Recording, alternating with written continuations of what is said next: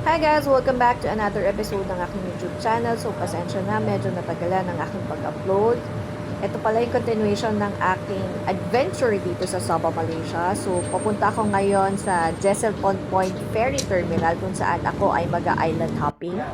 So, nag-book lang ako ng Grab from my hotel going to Jesselton Point kasi medyo mahirap yung transportation nila. So, ito yung area ng Jesselton Point and nabook ko lang yung aking island hopping tour sa mismong Jesselton Point Ferry Terminal. So, roughly around 150 Malaysian ringgit inabot ng aking package. Okay, pare. And then, Ito lang, magre-refund pinakita ka ko lang ng yung 10 aking ringgit. vouchers. Okay. Tapos, Dyan ako magre-refund napunta ka sa ng Beach 20, may Bump, balance pa kayo 10 Borneo. ringgit. Okay. Medyo na-disappoint Hindi ka ako kasi yung makikimiss? apat na island na dapat pupuntahan ko, naging tatlo na lang kasi wala yatang masyadong pupunta doon sa Gaya, which is trekking area kasi siya and hindi daw advisable na gawin lang siya in one day. So, hindi rin naman ako aware. Pero okay lang, ni-refund naman. Pero required nila, kailangan merong life vest ka, may snorkeling gear. Yun lang. And then, the rest, do whatever you want na. So, eto, napunta ako sa group ng mga Chinese. Eto na, papunta na kami sa first stop. First stop namin is going to Manukan Island. So, ito yung isang island na pupuntahan.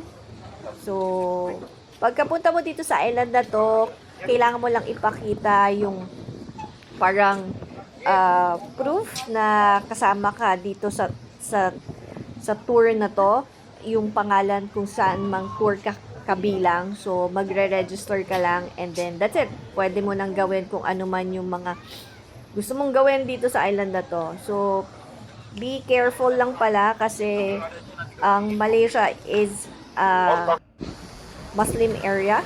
Alam naman natin yan. So, yung dress code lang, medyo maging sensitive sa ating isusukot na dress code. Though dito, hindi sila ganun ka-strict, pero pagdating mo sa downtown, medyo strict sila. Pero, wala ako masyadong nakitang naka two-piece dito. So, ako din, hindi ako nag-wear ng two-piece. Nag-rash guard lang ako.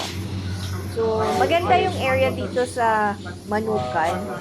Hindi siya ganun ka-fine sand compare sa Boracay or any other white beach dito sa Philippines. Pero at least itong area na to is malinis. At the same time, hindi siya crowded. And known din siya for diving spot. So marami kang makikitang marine sanctuary dito sa area na to. And also doon sa dalawang island pa na pupuntahan ko. Lahat yan, maraming marine sanctuaries na pwede kayong makita kung mag-snorkeling kayo or magda-diving kayo. So, tinry ko mag-snorkeling pero hindi ako ganun ka-confident kasi ako lang mag-isa, so hindi ako masyadong lumayo. Pero marami din talagang magagandang isda kahit hindi ka masyadong malayo sa pangpang. So, dito sa area na din to, pwede ka mag-stay, mag-overnight stay. Hindi ko lang alam kung paano kasi day tour lang naman ako. Pero marami ding hotel dito na pwede talagang mag-overnight.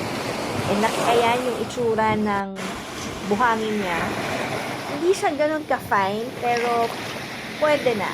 At kahit saan ka magpunta, hindi siya crowded. Siguro kasi inayos nila yung time kung saan hindi ganun karaming tao yung pupunta, less crowded, ganun. Siguro maayos lang yung beach bump assign ng mga destination kung saan unang pupunta. So, ito na, paalis na kami dyan sa Manukan Island and next stop namin is Mamutik Island.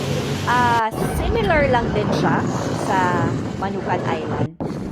Pero ito, hindi rin ganun ka-fine, pero okay din. At hindi rin talaga crowded nung mga panahong nagpunta ko. Nagpunta ako dyan is Saturday.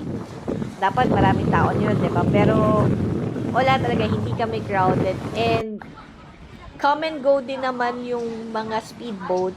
Pero talagang maayos at hindi talaga crowded siya. Paulit-ulit lang ako. Pero totoo. So, Ayan, kita nyo naman, 'di ba? Konti lang yung tao kahit weekend siya. So, pwede rin kayo dito mag-snorkeling and mag-diving. So, marami din kayong makikita dyan. So, ayan. Nakita nyo kung gaano kaganda yung mga. Dito, hindi siya pwedeng mag-overnight. Kasi maliit lang yata itong island na to. And walang masyadong nagbabantay siguro. So, ayan. Ayan. Nakita nyo naman kung gaano kaganda. For all you know, this is malapit sa Sulu Sea, sa Mindanao. Malapit lang po ito sa Sulu. So, kaya rin siguro ganyan kaganda yung dagat kasi malapit lang sa Pilipinas. Kasi alam niyo naman na ang Pilipinas ay mayaman sa mga magagandang beach dito sa Pilipinas, diba? So, ayan. So, ayan, may mga bata, nagpapapicture. So, every island may ganyan. May signage na malaki. So, kung gusto yung magpa-picture, yan. Yun yung signature trademark. Then, next stop naman tayo. Let's go to Sapi Island. So, dito rin sa Sapi, hindi ka rin pwede mag-overnight kasi wala talaga siyang hotel. So, ano lang talaga siya, day tour lang talaga. And, maliit lang din itong island na to. So, same thing lang, pagpunta mo, and pag-exit, register, and hanapin mo lang ulit kung nasan yung mga kasama mo or kung saan kayo pipick upin. Magsasabi naman sila kung saan pipick upin yung area. So, yung duration ng pagstay namin dito, siguro mga 2 hours din. Bahala ka, do whatever you want, and then pumunta ka kung saan yung sinabi nilang kailangan mo nang pumunta, kailangan nang bumalik dito kung anong oras na sinabi nila. So, dito, ganun din. Known din siya for diving and for scuba diving. So, dito sa area na to, dito na ako nag-lunch kasi may baon din naman ako. So, dito na ako inabot ng gutom. And medyo mas marami yung tao dito pero ganun pa rin, hindi pa rin siya crowded at hindi rin siya ganun kainit kasi mas maraming puno yung pwedeng mag-shed sa'yo kung naiinitan ka at ayaw mo lang, yung mga gusto mo lang magmuni-muni. So, dito, yung in-order ko dito ako nabuisit dahil sinabi ko, huwag masyadong maanghang. Pero sobrang anghang nung sinerve nilang food sa akin. Hindi ko siya naubos. So, pagdating ko sa Ferry Point, doon, kumain ulit ako. Buisit. So, makikita nyo, tingnan nyo Yung in-order kong pagkain, napaka-anghang. Ayop na mga to, sabi ko, wag maanghang. Yun, tek. Good luck kung maubos ko to. Tingnan nyo naman. Yan, mukha lang siyang hindi maanghang, pero maanghang siya, I swear. Nakakabuisit. So, hanggang sa muli, maraming salamat sa inyong panonood. Please like, share, and subscribe to the YouTube channel para marami pa akong ipapakita sa inyong mga lugar dito sa Pilipinas at sa man panig ng mundo. Hanggang sa muli, paalam!